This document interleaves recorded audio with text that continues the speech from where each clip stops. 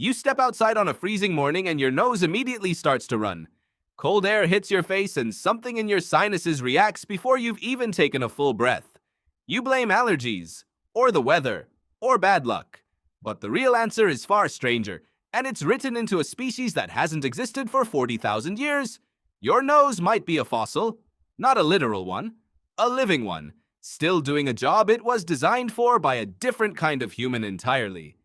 For most of the 20th century, Neanderthals were treated as a footnote, a failed side branch of the human story, brutish and doomed, replaced by smarter, more capable Homo sapiens who simply outcompeted them into oblivion. That story was clean. It was also almost completely wrong. In 2010, geneticist Svante Pääbo and his team accomplished something that had sounded like science fiction a decade earlier. They sequenced the Neanderthal genome, piecing together usable DNA from bone fragments tens of thousands of years old, degraded, contaminated, barely holding together at a molecular level.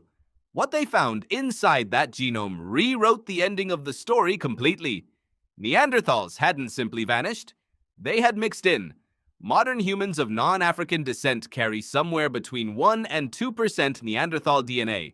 A small percentage that sounds almost trivial until you realize what it actually means.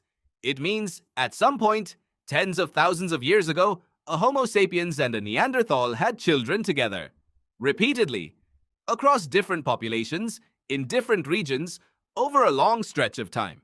Two species that modern textbooks once treated as separate branches on a family tree turned out to be close enough for long enough to interbreed and produce children who survived, thrived, and passed those genes forward into you.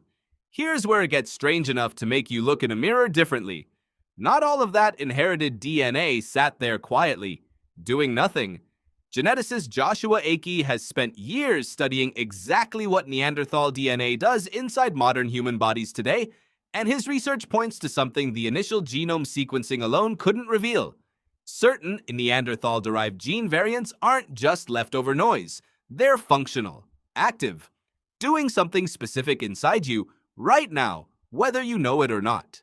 Some of those variants affect your immune system, shaping how your body first reacts to unfamiliar pathogens, a legacy possibly inherited from a species that had already spent hundreds of thousands of years adapting to diseases and environments outside Africa before modern humans ever arrived. Some variants affect skin pigmentation and hair texture.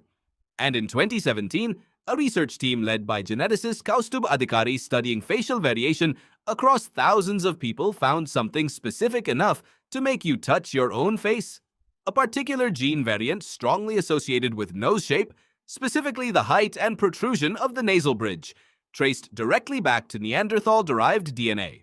Why would a nose shape survive tens of thousands of years of evolution, carried forward through generation after generation, quietly persisting in modern faces around the world? Because Neanderthals didn't evolve their features randomly. They evolved them in Ice Age Europe, in cold, dry air that could damage delicate lung tissue if breathed in unfiltered. A taller, more prominent nasal cavity does something specific and useful in cold climates. It gives incoming air more surface area and more time to warm and humidify before it reaches the lungs. It's not a random shape.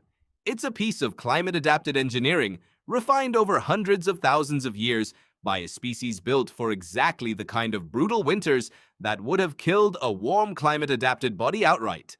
When Homo sapiens, originally shaped by African heat, moved north into Ice Age Europe and Asia and began interbreeding with Neanderthals already living there, some of their descendants inherited a genetic shortcut. Instead of needing tens of thousands of years to slowly evolve cold-adapted airways from scratch, they simply borrowed a solution that already existed, sitting right there in the genome of a species who'd already solved the exact problem they were facing. This is the part that should genuinely unsettle the picture you have of extinction. Popular imagination treats extinction as a clean, total event. A species exists, and then it doesn't.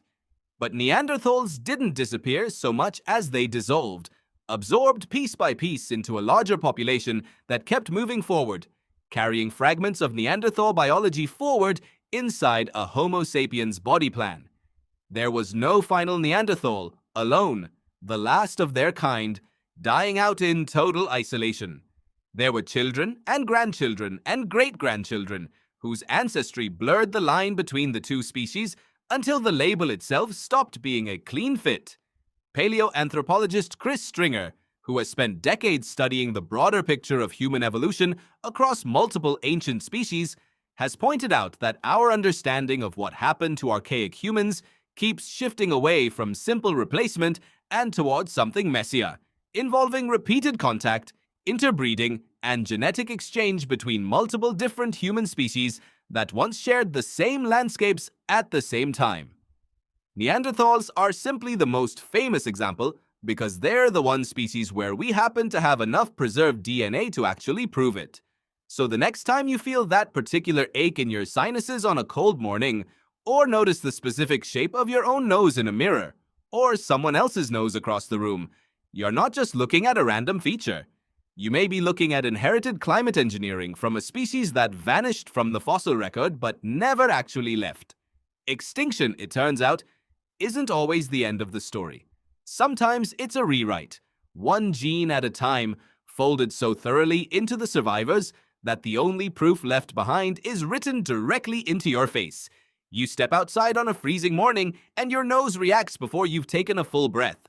It's not a flaw. It's a message, arriving 40,000 years late from a species that never really left the building. The more we learn about the past, the better we understand ourselves. If this video sparked your curiosity, don't forget to like, subscribe, and follow Phoenix Primeval for more fascinating stories from history, science, and human evolution. Thanks for watching.